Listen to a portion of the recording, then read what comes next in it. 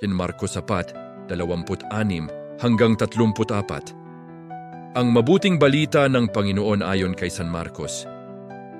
Noong panahong iyon, sinabi ni Jesus sa mga tao, "Ang paghahari ng Diyos ay maitutulad sa isang naghahasik ng binhi sa kanyang bukid. Pagkatapos niyon, magpapatuloy siya sa kanyang pang-araw-araw na gawain. Tutubo at lalago ang binhi nang hindi niya nalalaman kung paano. Ang lupa'y siyang nagpapasibol at nagpapabunga sa mga pananim. Usbong muna sa kauhay na pagkatapos ay mahihitik sa mga butil. Pagkahinog ng mga butil, agad itong ipagagapas sapagkat dapat ng anihin." Sa ano natin ihahambing ang paghahari ng Diyos, sabi pa ni Jesus.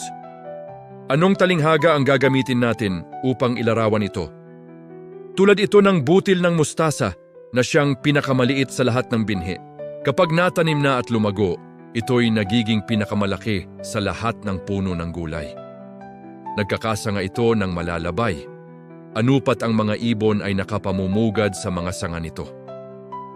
Ang salita'y ipinangaral ni Jesus sa kanila sa pamamagitan ng maraming talinghagang tulad nito. Ayon sa makakaya ng kanilang pangunawa, hindi siya nangaral sa kanila nang hindi gumagamit ng talinghaga. Ngunit ipinaliwanag niya ng sarilinan sa kanyang mga alagad ang lahat ng bagay. Ang mabuting balita ng Panginoon